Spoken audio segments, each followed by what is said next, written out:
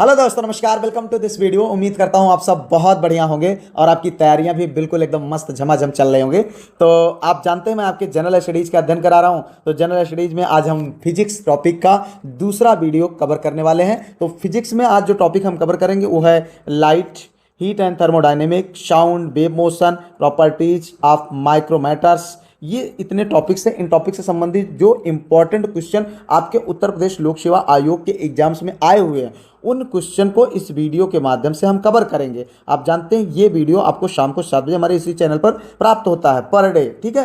तो चूंकि मैं जब क्वेश्चन को सॉल्व कराता हूं तो उसमें अलग अलग जो ऑप्शंस होते हैं उनसे भी संबंधित जो इंपॉर्टेंट चीज़ें होती हैं उनको भी मैं डिस्कस करता हूं। अगर आप वीडियो देखते हैं तो आप उनको लिखते नहीं हैं तो सब भूल जाएगा, और लिखेंगे तो आपका बहुत समय जाएगा। इसलिए मैंने एक ये जो नंबर है इस नंबर पर आप कॉन्टैक्ट कर लीजिए। एक छोटी सी फीस रखा है, फीस को पे करके आप हमारे ग्रुप में जुड़ सकते हैं, जहां पर जो कि मैं 3 दिन प्रैक्टिस कराता हूं, 3 दिन टॉपिक वाइज मैटर चलता है, 7वें दिन यानी संडे को आपका टेस्ट ले लिया जाता है, जिससे आपकी कंसिस्टेंसी मेंटेन रहती है, ठीक है। तो इस तरीके से आइए वीडियो को शुरू करते हैं। लेते हैं पहला क्वेश्चन है भैया, ध्वनि की प्रबलता निम्नलिखित से मापी जाती है, ठीक है।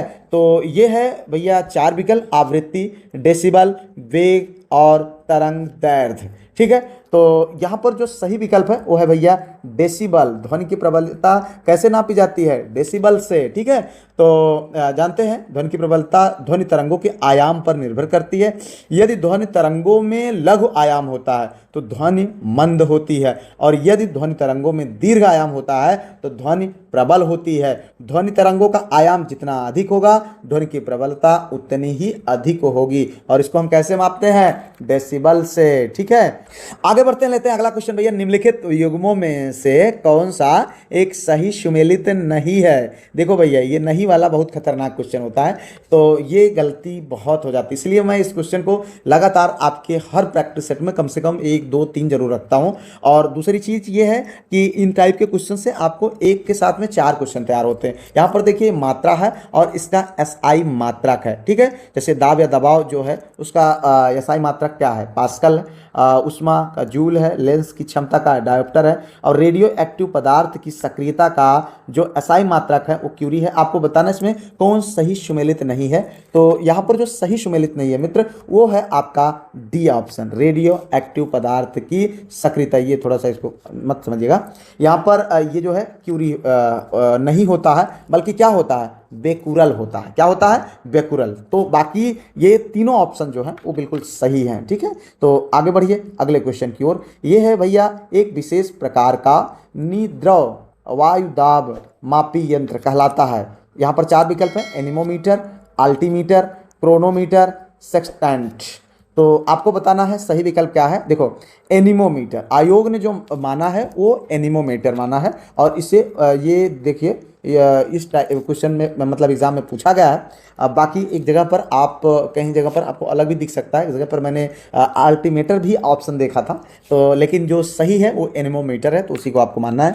एनीमोमीटर एक यंत्र के द्वारा वायु की दिशा व गति ज्ञात करती है, ठीक है। बात अगर हम एनीमोमीटर की करें, अगर हम अल्टीमीटर की बात करें तो इस यंत्र के द्वारा समुद्र तल से विमानों की ऊंचाई मापी जाती है, ठीक है। अगर हम बात करें क्रोनोमीटर की तो क्रोनोमीटर इसका प्रयोग पानी के जहाजों में सही समय ज्ञात करने के लिए किया जाता है, ठीक है। अगला ये देखो, ये सेक्सटेंट, ये है जॉन हेंडले द्वारा निर्मित है। ये इस यंत्र की सहायता से वस्तुओं की ऊंचाई ज्ञात की जाती है, ठीक है भैया।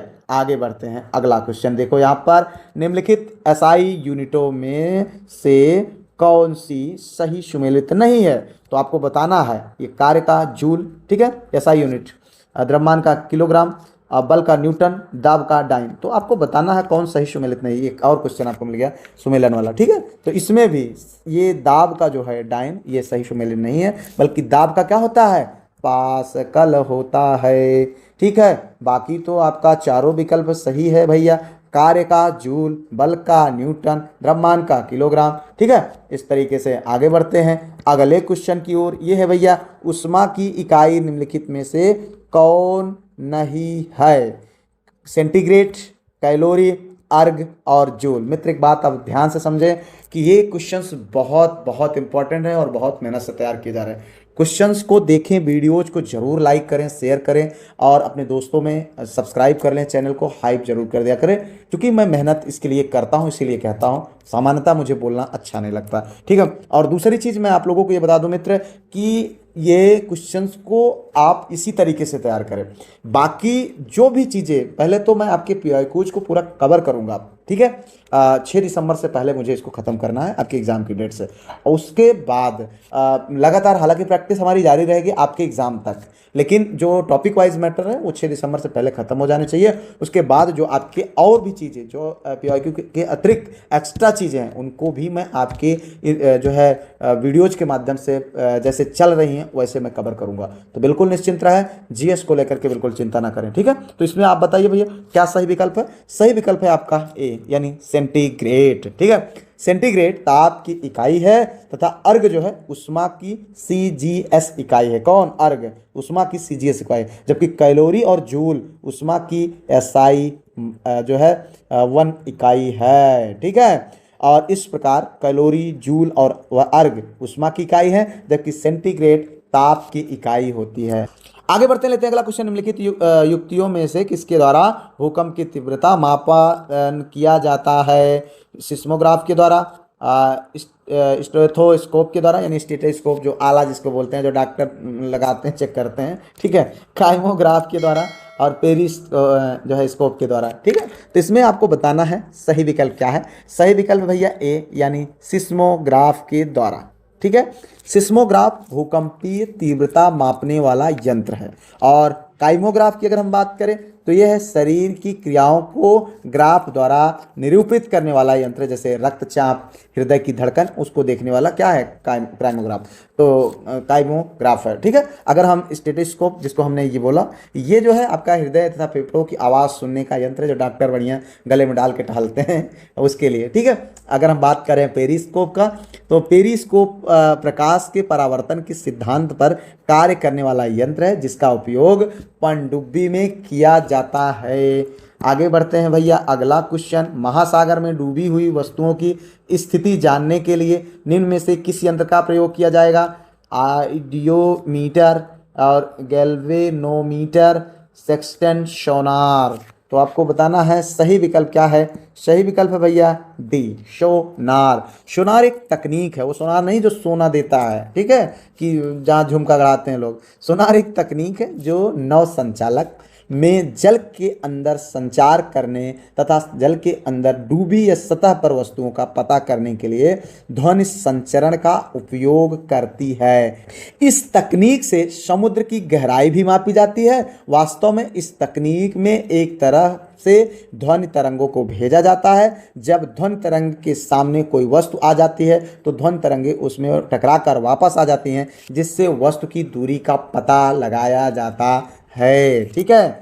आगे बढ़ते लेते हैं अगला क्वेश्चन। निम्नलिखित में से कौन वेक्टर परिणाम है? ठीक है, तो वेक्टर का मतलब वही सदिश राशियां, ठीक है, का परिणाम है, आपको बताना है। सही विकल्प क्या है? 4 हैं, बल, ऊर्जा, दाब और तापक्रम। तो इसमें जो सही विकल्प है मित्र वो है आपका बल, ठीक है, ये आपका सही विकल्प है। वे भौतिक राशियां जिन्हें व्यक्त करने के लिए परिणाम के साथ उसकी दिशा का भी वर्णन आवश्यक हो, सदिश राशियां कहलाती हैं। सदिश राशियों का उदाहरण जैसे बल, विस्थापन, वेग, त्वरण आदि ये सब होती हैं, ठीक है।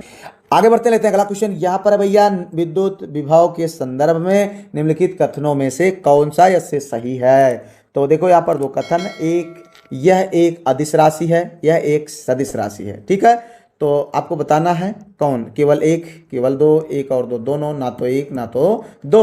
तो इसका सही विकल्प है भैया ए, यानी केवल एक, यानी यह एक अदिश राशि है, ठीक है। एकांक धन आवेश के अनंत से विद्युत क्षेत्र में किसी बिंदु तक लाने में जो कार्य करना पड़ता है उसे उस बिंदु पर विद्युत विभव कहते हैं, ठीक है। विद्युत विभव का एसआई मात्रक जूल प्रति कूलाम होता है, इसे वोल्ट भी कहते हैं। विद्युत विभव एक अदिश राशि है। क्या है? अदिश राशि, जो सदिश जोड़ के त्रिभुज नियम का पालन नहीं करती है, ठीक है। पृथ्वी एक विशाल चालक है, जिसके कारण थोड़ा आवेश देने या लेने पर इसके विभव पर कोई प्रभाव नहीं पड़ता है। आगे बढ़ते लेते हैं अगला क्वेश्चन भैया। प्रकृति में सबसे मजबूत बल निम्नलिखित में से कौन सा है? गुरुत्वाकर्षण बल, नाभिकीय बल, इलेक्ट्रोस्टैटिक बल, चुंबकीय बल। आपको बताना है, सही है दो, यानी नाभिकीय बल। मित्र, जितने क्वेश्चन आपके सही हों आप कमेंट बॉक्स में जरूर लिखा करें, ठीक है। तो पहली बात तो ये ध्यान दे कि प्रकृति में जो सबसे शक्तिशाली बल है वो कौन है? नाभिकीय बल है। नाभिक के अंदर न्यूक्लियॉन्स के मध्य लगने वाले बल को नाभिकीय बल कहते हैं। और इसकी जो विशेषता है वो क्या है? यह बल आकर्षक का होता है, ठीक है। और यह बल प्रकृति में सबसे अधिक प्रबल है। किसका? नाभिकीय बल, ठीक है। और यही इसकी परास बहुत कम, लगभग 10 से 14 मीटर होती है और यह बल नाभिक के अंदर ही लगता है, ठीक है। और हाँ, ये जो नाभिकीय बल है यह बल आवेश पर निर्भर नहीं करता है, इसलिए neutron neutron, neutron proton, proton के मध्य समान रूप से लगता है, ठीक है। तो आगे बढ़ते हैं अगले क्वेश्चन की ओर। प्रत्येक क्रिया के लिए एक समान और विपरीत प्रतिक्रिया होती है। यह नियम दिया है किसने? ध्यान से समझिएगा। न्यूटन ने, अल्बर्ट आइंस्टीन साहब ने, बोहर ने, हेंडल ने, ठीक है। तो यहाँ पर जो सही विकल्प है वो आप जानते हैं, बहुत आसान है, न्यूटन साहब ने, ठीक है। न्यूटन के गति के तीसरे नियम के अनुसार किसी भी वस्तु पर प्रत्येक क्रिया के लिए एक समान और विपरीत दिशा में प्रक्रिया होती है।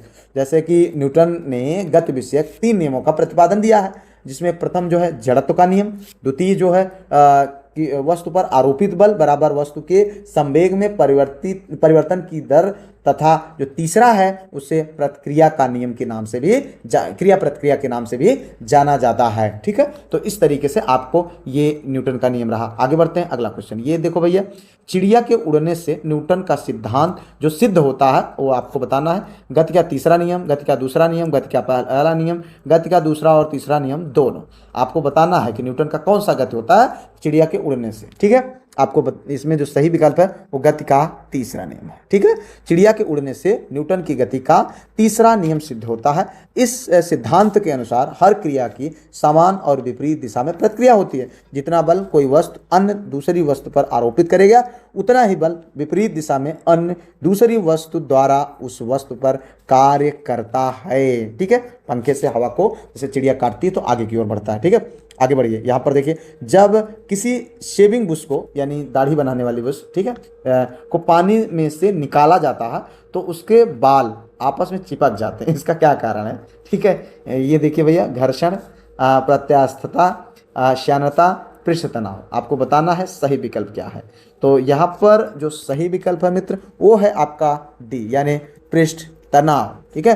द्रव्य का स्वतंत्र पृष्ठ सदैव तनाव में रहता है तथा इसमें कम से कम क्षेत्रफल प्राप्त करने की प्रवृत्ति होती है। द्रव्य के पृष्ठ का यह तनाव ही पृष्ठ तनाव कहलाता है। पृष्ठ तनाव के कारण ही पानी से बाहर निकालने पर शेविंग ब्रश के बाल आपस में चिपक जाते हैं, ठीक है। आगे बढ़ते हैं भैया अगला क्वेश्चन। एक टेलीविजन में दूरस्थ नियंत्रण के उपयोग में लाई जाती है क्या? अवरक्त किरणें, पराबैंगनी किरणें, दृश्य किरणें, इनमें से कोई नहीं।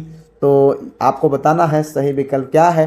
सही विकल्प है भैया ए, यानी अवरक्त किरणें। एक टेलीविजन में दूरस्थ नियंत्रण के रूप में अवरक्त किरणों को उपयोग में लाया जाता है। इसके अतिरिक्त इनका इस्तेमाल नाइट विजन कैमरा में, चिकित्सा आदि में होता है। इनकी आवृत्ति माइक्रोवेव से ज़्यादा तथा दृश्य किरणों से कम होती है, ठीक है।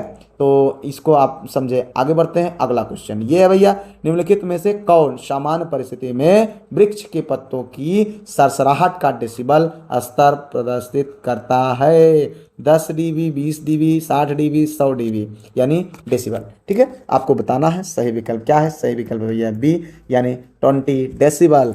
किसी वस्तु में उत्पन्न सामान्य आवाज को ध्वनि कहते हैं। जब ध्वनि की तीव्रता बहुत अधिक हो जाती है तो उसे शोर कहते हैं। वृक्ष के पत्तों की सरसराहट 20 डेसिबल के ध्वनि के स्तर को प्रदर्शित करता है, ठीक है। आगे बढ़ते हैं अगला क्वेश्चन। ध्वनि तरंगे नहीं चल सकती हैं किसमें?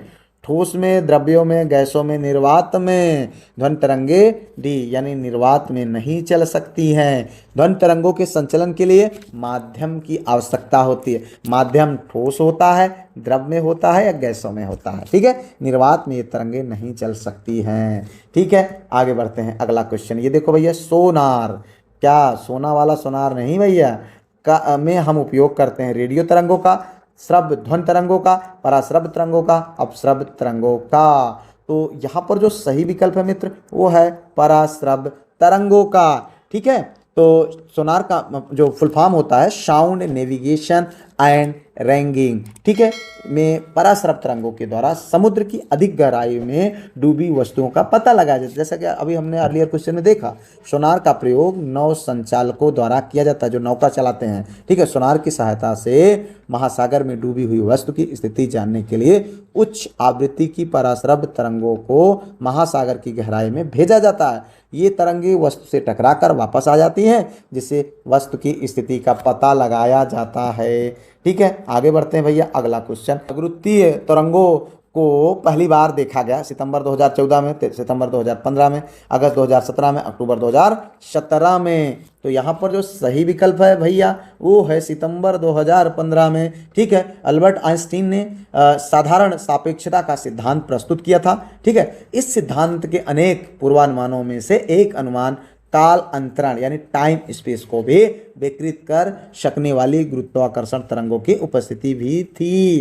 इन्हीं गुरुत्वाकर्षण तरंगों को पहली बार 14 सितंबर 2015 को देखा गया था। आगे बढ़ते हैं, लेते हैं अगला क्वेश्चन भैया। भाप द्वारा हाथ में जलन गंभीर होती है अपेक्षाकृत उबलते जल द्वारा, यानी उबलते जल में अगर आप हाथ डाल देते हैं उससे ज़्यादा भाप से जलन महसूस होती है। उसका कारण क्या है? चार विकल्प है। भाप हल्की होती है, भाप में गुप्त ऊष्मा होती है, उपरोक्त में से कोई नहीं, भाप में शरीर में घुस जाती है। ठीक है, तो ये आपको सही विकल्प आपको बताना। सही विकल्प है भैया बी, यानी भाप में गुप्त ऊष्मा होती है। ठीक है, एक ही तापक्रम पर उबलते हुए जल का गुप्त ऊष्मा 80 कैलोरी और वाष्प की गुप्त ऊष्मा 540 कैलोरी की होती है। ठीक है, तो गुप्त ऊष्मा जो है उबलते जल की क्या है, उबलते जल की 80 कैलोरी और वाष्प की 540 कैलोरी। ठीक है, तो उबलते हुए जल की अपेक्षा वाष्प से अधिक दहन होना स्वाभाविक है क्योंकि भाप में गुप्त ऊष्मा अधिक होती है भैया। ठीक है, आगे बढ़ो। अगला क्वेश्चन देखो, ताप के निम्नलिखित में किस पैमाने में ऋणात्मक मान नहीं होता? सेल्सियस में, फ़ारेनहाइट में, केल्विन में, र्यूमर में।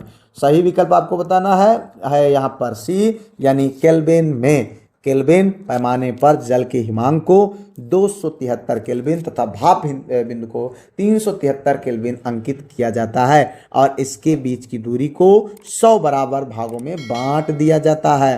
प्रत्येक भाग को 1 के भाग कहा जाता है। इस प्रकार केल्विन पैमानों में ऋणात्मक मान नहीं होता है। आगे बढ़ते रहते हैं। अगला क्वेश्चन भैया, निम्नलिखित में कौन ऊष्मा का सर्वाधिक उत्तम चालक है, यानी बेस्ट कंडक्टर है ऊष्मा का?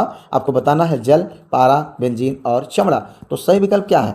सही विकल्प है यहाँ पर भैया बी, यानी पारा। ठीक है, एक अच्छा चालक या सुचालक वह होता है जिसमें ऊष्मा का संचारण, चालन या संवहन विधि से आसानी से व तेजी से हो। ठीक है, ध्यान से एक बार समझिएगा मित्र। एक अच्छा चालक या सुचालक वह होता है जिसमें ऊष्मा का संचारण, चालन या संवहन विधि से आसानी से व तेजी से हो। एक आदर्श चालक की ऊष्मा चालकता अनंत होती है। सर्वाधिक ऊष्मा चालक धातु चांदी है। ठीक है, लेकिन विकल्प में चूंकि पारा दिया हुआ है तो ये जो विकल्पों में से पारा की चालकता सर्वाधिक है, इसलिए इसका उपयोग ताप मापी व दाब मापी उपकरणों के निर्माण में किया जाता है। तो इन जो विकल्प है इनमें सही आपका क्या है? पारा है। ठीक है, वैसे चांदी है।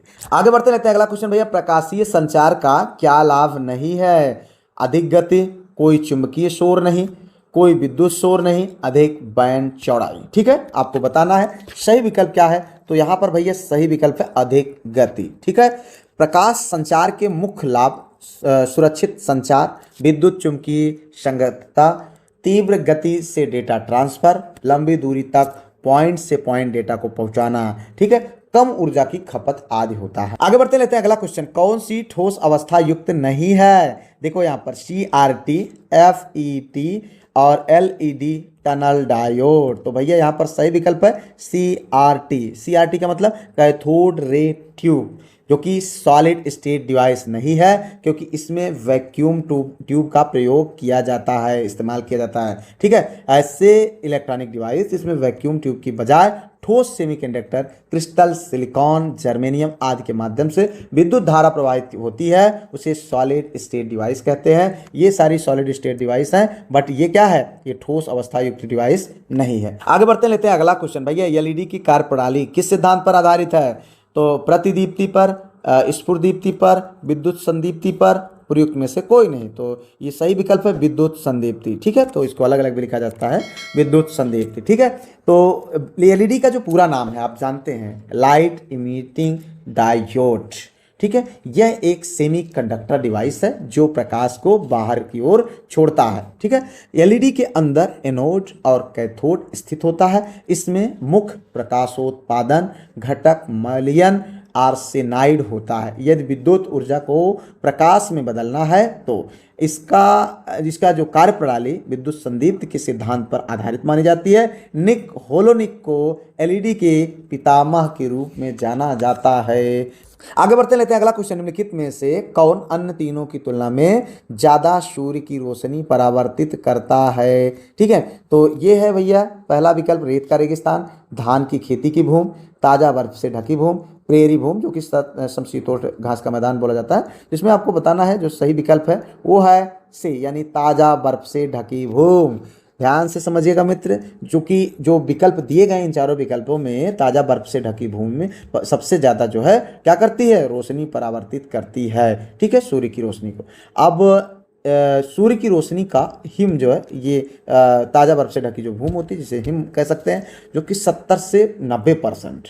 ठीक है, अगर हम लगभग बात कर रहे हैं, रेत का जो मरुस्थल होता है वो लगभग 40 से 70% और घास के मैदान लगभग 14 से 37% तक, पूर्णधारी वन लगभग 10% तक भाग जो है परावर्तित करते हैं। ठीक है, जब सूर्य की रोशनी किसी वस्तु पर पड़ती है तो कुछ प्रकाश परावर्तित हो जाता है और कुछ उस वस्तु द्वारा अवशोषित कर लिया जाता है। आगे बढ़ते हैं अगले क्वेश्चन की ओर। सफेद प्रकाश में उपस्थित निम्नलिखित रंगों में से कौन सा रंग शीशा के प्रिज्म द्वारा सबसे कम विचलित होता है?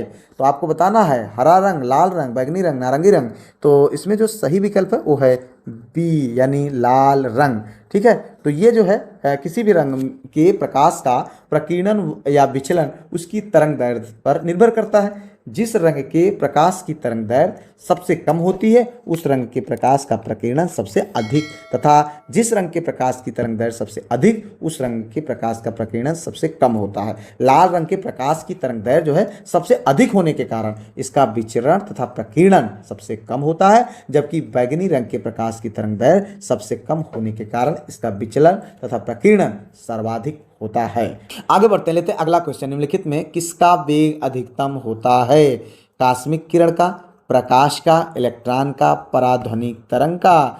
तो इसमें जो सही विकल्प है वो है प्रकाश। जो भी ये चारों विकल्प में प्रकाश आपका सही विकल्प है।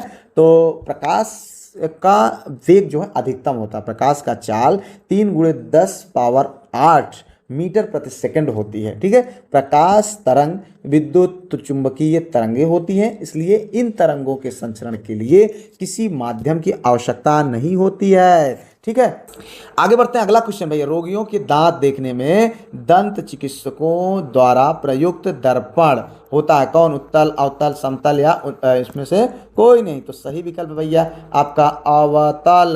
क्या विकल्प सही है? अवतल। ठीक है, अवतल दर्पण एक गोलाकार दर्पण है जिसके उभरे हुए तल पर पॉलिश की हुई होती है तथा अंदर का तल परावर्तक होता है। अवतल दर्पण के सम्मुख, ठीक है, अवतल दर्पण के सम्मुख जब वस्तु को इसकी वक्रता, केंद्र तथा फोकस के मध्य रखा जाता है तो वस्तु का प्रतिबिंब जो है हमेशा क्या, दर्पण के सामने वास्तविक, ठीक है, उल्टा और वस्तु से बड़ा बनता है। इसलिए इस दर्पण का प्रयोग दंत चिकित्सकों द्वारा किया जाता है। ठीक है, तो इस तरीके से आपका ये सही विकल्प हुआ। आगे बढ़ते हैं अगले क्वेश्चन की ओर जो कि सेकंड लास्ट है। यहाँ पर देखिए, दूर दृष्टि दोष में प्रतिबिंब निम्नलिखित पर बनता है, रेटिना पर, रेटिना के आगे, रेटिना के पीछे, अंध बिंदु पर। तो सही विकल्प क्या है आपको बताना है। सही विकल्प है भैया सी, रेटिना के पीछे दूरदृष्टि दोष जिसे हाइपरमेट्रोपिया कहा जाता है। ठीक है, में व्यक्ति दूर की चीज़ों को आसानी से और साफ देख सकते हैं, जबकि उसके पास की चीज़ें उनको धुंधली यानी ब्लर दिखाई देती है। इस प्रकार के दृष्टि दोष में निकट की वस्तु का प्रतिबिंब रेटिना के पीछे बनता है। इस दृष्टि दोष को दूर करने के लिए उचित सख्त यानी फोकस दूरी के उत्तल अभिसारी लेंस का प्रयोग किया जाता है। आगे बढ़ते हैं अंतिम क्वेश्चन की ओर। ये भैया देखो, एक समतल दर्पण की वक्रता त्रिज्या होती है 0, 1, अनंत, 1 और अनंत के बीच। तो आपको बताना है सही विकल्प क्या है। तो सही विकल्प है भैया सी, यानी अनंत। एक समतल दर्पण की वक्रता त्रिज्या अनंत होती है। समतल दर्पण की परावर्तक सतह समतल होती है। इस क्रिया में शीशे के एक और चांदी धातु की पतली परत चढ़ी होती है। शीशे के पीछे चांदी की निर्मित पतली परत परावर्तक सतह का कार्य करती है। समतल दर्पण द्वारा बना प्रतिबिंब आभासी, सीधा एवं पार्श्व परिवर्तित होता है। इस तरीके से आपको 30 क्वेश्चन की प्रैक्टिस आपने किया और आप जो है फिजिक्स का जो इम्पोर्टेंट क्वेश्चन थे उनको आपने देखा। अभी तक अगर आपने पीडीएफ ग्रुप को ज्वाइन ना किया हो तो उसको बिना देर किए ज्वाइन कर लें। और इसके साथ साथ अगर अभी तक आप जो पुरानी वीडियोज हैं प्लेलिस्ट बना दी गई, उनको भी आप देख लें। वीडियो को लाइक, शेयर, सब्सक्राइब और हाइप कर लीजिएगा। मिलते हैं किसी और वीडियो में किसी और टॉपिक पर। तब तक के लिए जय Hind, Vande Mataram, best of luck.